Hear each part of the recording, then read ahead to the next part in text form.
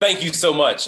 Really excited to be here. And Joe, just to piggyback on your closing, when they say it's too expensive, I'll tell you what's too expensive is these campaigns. There's way too much money in politics, and that's why we don't get the results that we deserve as the American people.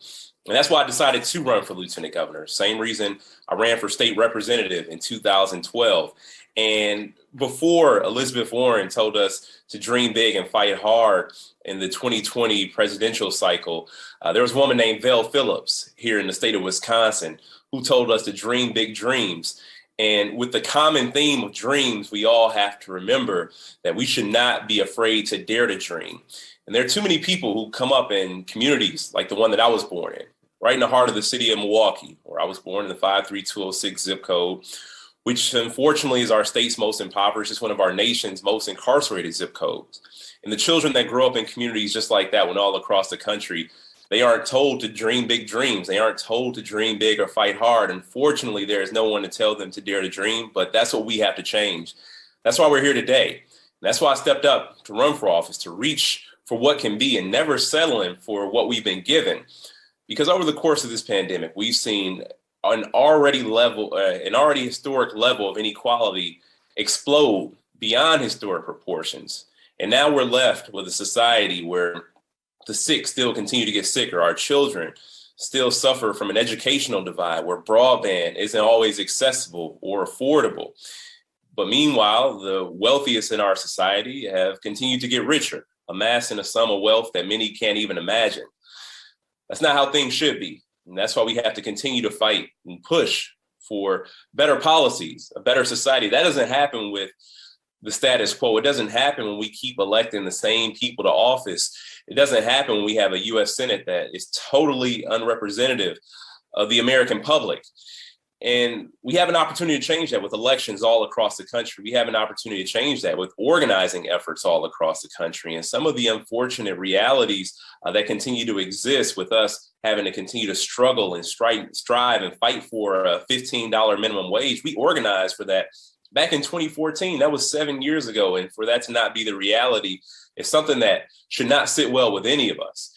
But the idea that we find ourselves, unfortunately, in the depths of despair, whether it's the inequality, whether it is the pandemic, whether it is the multiple crises we face, not limited to the ones I mentioned, or the climate crisis, it should energize us. It should challenge us to do more.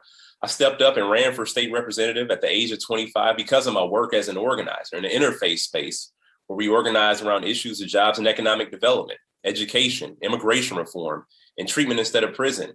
I ran for lieutenant governor with those same ideals in mind, knowing that this state could be so much better, knowing that the state of Wisconsin, unfortunately, is first at being worst in so many aspects of life. We are the number one incarcerator of Black males, twice the national average. We have the highest income gaps among racial lines. But those are things that we had to be dedicated to changing. And sitting by on the sidelines is never an option because things can get worse. And I'm running for the U.S. Senate now because I know that if we don't get off the sidelines, things could get worse.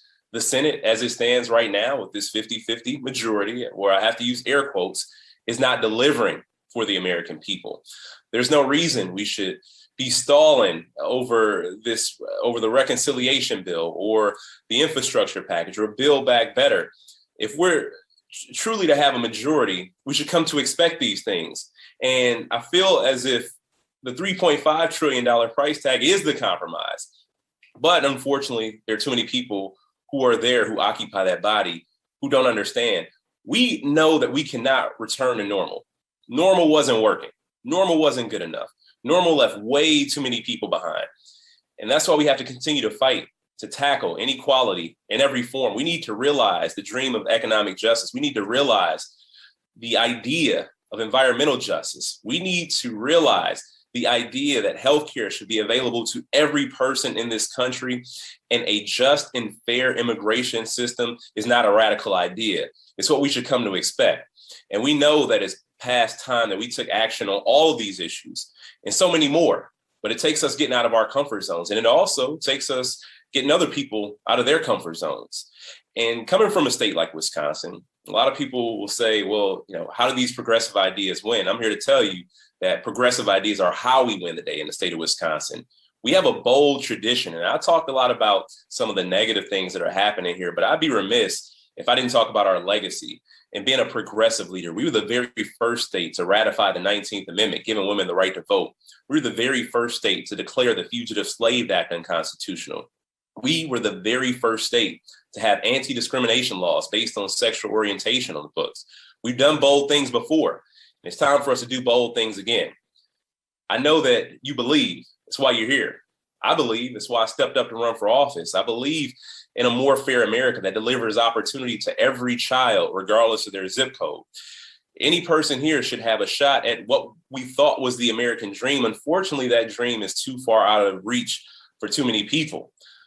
However, government has been working for some people. We see the wealthiest among us continue to amass sums of wealth, again, that some of us can never imagine.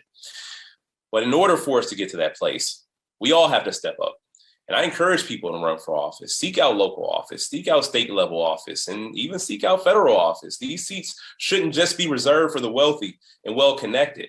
We should have a government that truly reflects the American experience.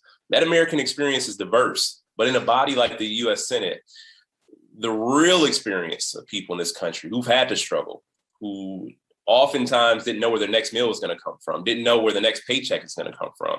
Those aren't the people who get to make the choices. It's time that we change that. It's time that we bring real world and real life into Congress, into our governing institutions, so that everybody in this country can enjoy the opportunity that they deserve. And so with that being said, we have to fight for economic justice, which includes raising the minimum wage and paid leave for families, a fair and just immigration reform, fair treatment regardless of where you were born, how you're born, who you love. We have to invest more in our schools than we do in our prison system. We have to fight climate change with everything that we absolutely have, because we only get one planet. Unfortunately, people have put profit in the way of reality and quality of life, disregarding the most vulnerable citizens. We know who feels the impact of climate change the most. And almost most importantly, I'm not always sure how to gauge these, but our democracy is quite literally on the line, not just with this election cycle, but with every election cycle. Every election is the most important election, whether it's for a school board member or whether it's for the president of the United States. And I'm here to tell you that the radical, out of control right wing is hell-bent on destroying our democracy. They're hell-bent on hijacking our democracy. And they're only doing that because their outdated ideas, their vision of America that existed prior to 1865 is withering away. The United States is changing, it's growing more diverse. There are more perspectives. There are more people who are demanding a seat at the table. We are the people who are demanding a seat at the table. We can't rest until we get the change that we deserve. It's going to take each and every one of us. There's nothing that any of us can do on our own. So when we join together in coalition, I hope people remember that it's about building community, because community is what lasts. People arm in arm, different races, different backgrounds, different genders, sexual identities, whatever the case may be. All the stuff that they told you would keep you back are the things that should give us power, and the things that should give us hope for a brighter tomorrow. So I'm really excited to be here. I truly wish we could have been doing this in person, but until that point, we'll organize here over Zoom. We'll do it wherever we have to until we begin to take over and make sure that all of our institutions are reflective of the people that they are supposed to serve. So with that being said, I just want to thank you so much for having me. Onward, forward is the motto of the state of Wisconsin. We are going to lead this nation into a new era. So for those who've gotten downtrodden, for those who are despondent, know that better is possible, but only if we do the hard work to make it happen.